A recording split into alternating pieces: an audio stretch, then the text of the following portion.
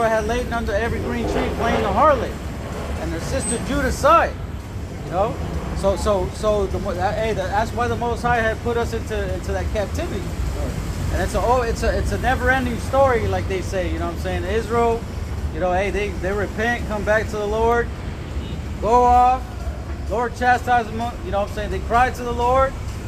Lord has compassion unto them, does the same thing. Until what? Until the Lord eventually said, man, you know what? I'm going to give you all this bill of divorcement. Right? In verse 11 it says, and the Lord said unto the children of Israel, did not I deliver you from the Egyptians and from the Amorites and the children of Ammon and from the Philistines? Going back to Nehemiah the 9th chapter, man. He had given unto us strong cities. You know, because what happened, man, during the time of Moses and during the time of Joshua as well. You know, he said, what did he say? He said, I'm gonna give you the land of the Amorites, the Hittites, the Perizzites, the Senate, all the land of Canaan, man.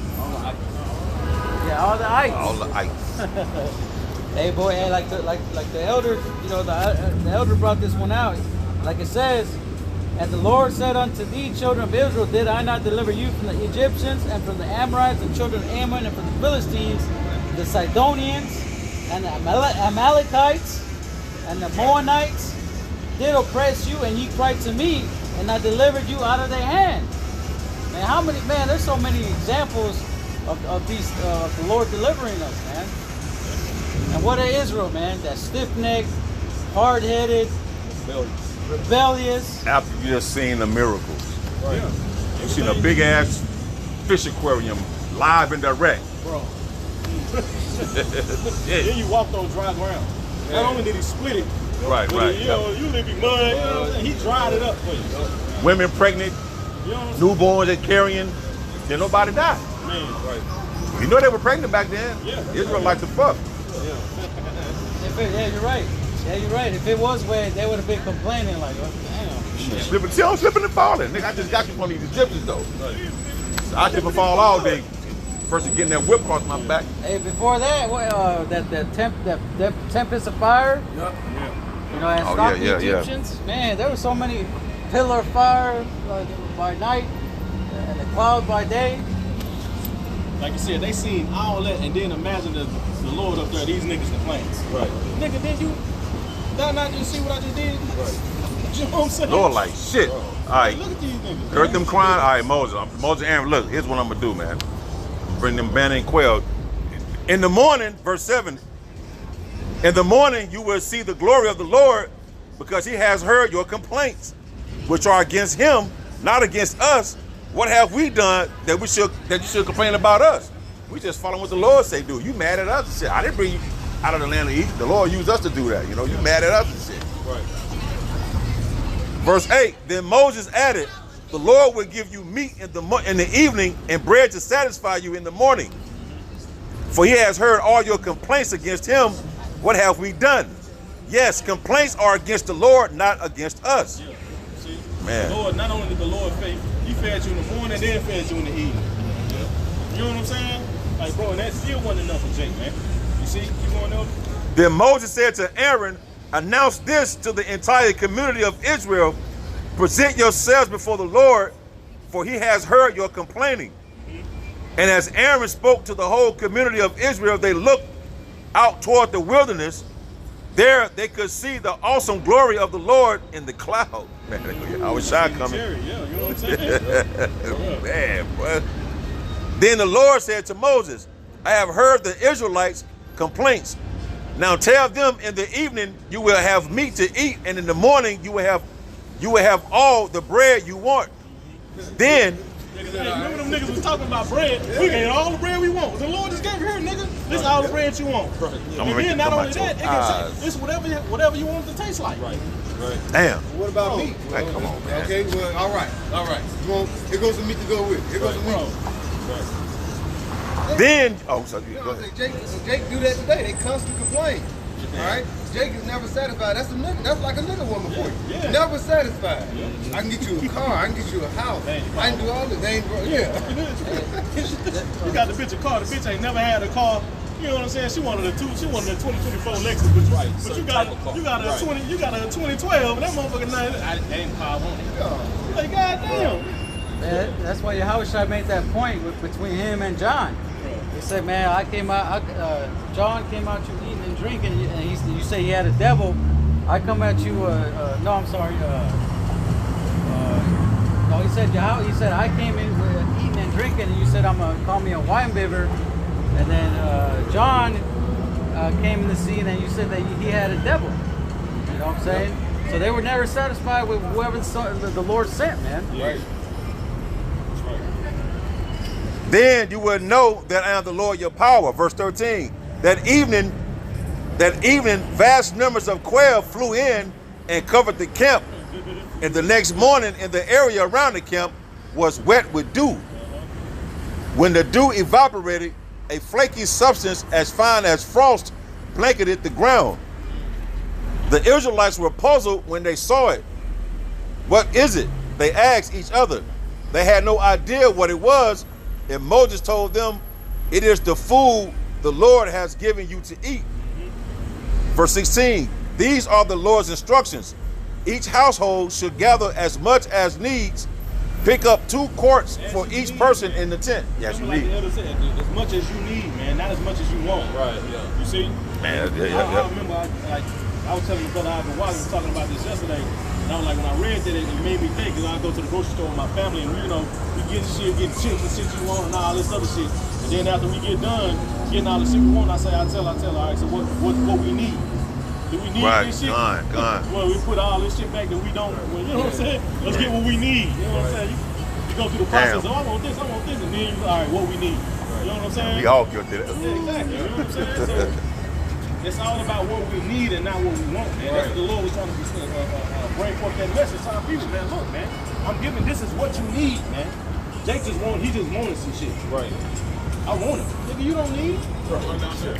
Yeah, that's why in the New Testament in Galatians it talks about how the law was a schoolmaster.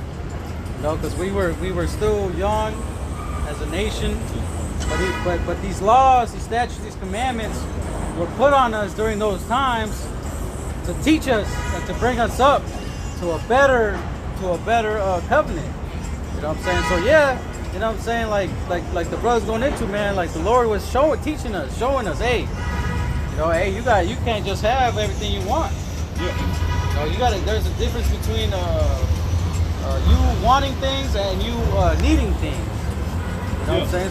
So that's why people don't, like Christians don't understand the law being a schoolmaster unto us, teaching us as we grow until we're mature, to where now we can walk and not have to be under that schoolmaster. Right. You know? I just want to throw that out there, you know. Good morning. Yeah. Verse back in Exodus 16 and 17 NLT. So the people of Israel did as they were told.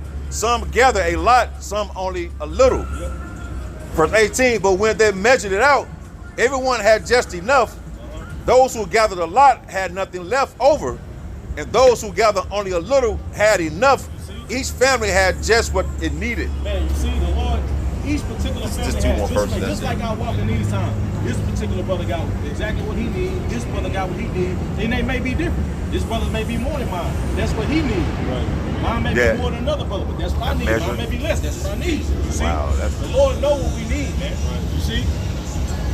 Verse 19, then Moses told them, do not keep all of it until morning. Yeah. But some of them didn't listen. Even with what they need, now let's listen to what these niggas gonna do. You see? Go ahead, what else? So like, yeah, that's my bad. I No, you might have said something wrong the first time, but yeah, it was. They weren't supposed to save it till the next day.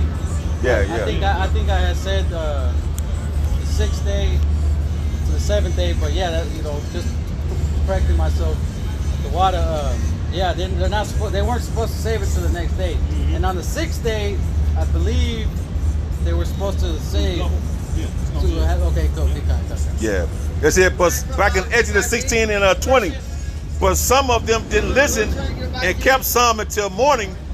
But by then it was full of maggots and had a terrible smell. You see, that goes back to those who like, look, the Lord gave them instructions. Look, go out there and get this much. Like the elder read, they had exactly what they need, but some was like, man, shit, I'm a stockpile. You know what I'm saying? But what I'm the Lord don't do it tomorrow. What I'm the Lord can't do it. Without the Lord.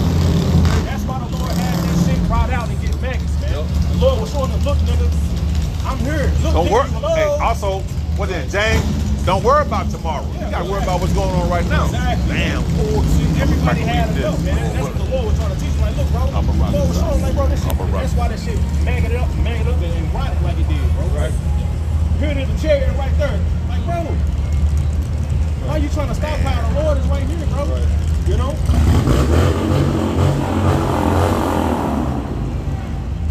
That also shows that they didn't have no faith, man. They didn't have faith in the Lord, bro.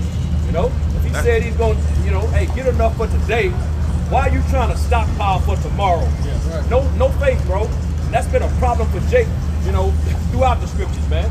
They showed a lack of faith, man. I want to grab this real quick here before you go back to this. No, you got it. Going back to the article, man, real quick. It says,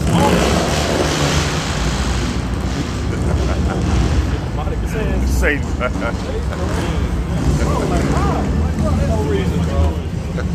It says, all of us would love to personally experience a miracle from God in our lives.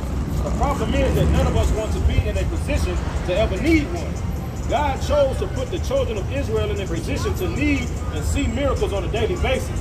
This story gives us insight into the position God wants to be with all his people for all time. David looks to him to sustain their lives. It says, I'm going to jump down. It says, I can tell you, that's the Lord saying, rely and trust in me. That's why. All right, now sustain your life. Exactly. That's the Lord trying. So going into number 2, the lesson, it says, God provides enough. Just like we read, you know what I'm saying? What they gathered, what each person gathered for their family was enough. You know? It says, not much has changed in human nature since the dawn of man.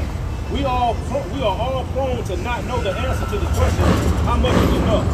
Our stock American answer is roughly just a little bit more. Israel was certainly no different.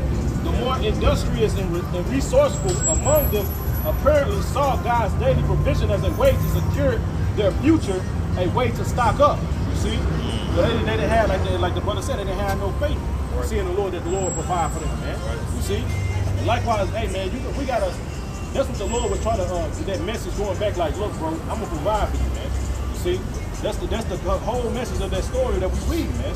Right. See? The Lord was trying to show the children of Israel, look man, stockpiling that shit ain't gonna work, man. It's gonna say it, watch. It says, after all, they must have reasons. What could be wrong with building up an emergency reserve for 3 to 6 months of food in the event God forgets or fails to continue to take care of us in the future? Wouldn't that just be good stewardship? Would it? That's the question. Would it? It says it is commonly promoted. It is a commonly promoted line of reasoning God's way, or is it just the American way we have substituted for God's way? Honestly, building emergency reserves or retirement stockpiles from God's daily provision to secure our future does not seem to be God's way. Right. In fact, we know, but then you start tripping, going off. Anyway, it says God made it impossible for Israel to ever depend on accumulated emergency reserves, knowing that doing so would only enable them to put their trust in their accumulated provision instead of Him, their provider. That's why the Lord did what He did, man. See, those men that went out and got more than the Lord said gathered, it rotted out. See, the Lord was showing Israel, look, that shit ain't gonna work, man. I'm your provider, you know? Yep. I got a quick precept. Well, going back to Matthew the 6th chapter. Hey, real quick before you bring that out, that's what the Lord is showing us. He wants us to put aside, all right, that human nature, man, to try to fix the problem. When something happens to us, we try to fix it by ourselves, man. And that, you know what I'm saying? It's natural. It's just human nature for a person to try to do that instead of, you know what I mean, try to fix it themselves, man. You know, instead of relying on the Lord, man. The Lord is trying to. He wants us to. He wants us to trust in Him, man, and not in that. You know what I'm saying? That feeling a little. Well, I need to do it myself. Then I'll go to. If I can't do it, then I'll go to the Lord, man. No, the Lord needs to be our plan, not our backup plan. Right. This is back in Matthew chapter 6, verse 30. It says, wherefore, if the Lord so clothe the grass of the field, which today is and tomorrow is cast into the oven, shall he not more clothe you, O ye of little faith? You know what I'm saying? So just think about the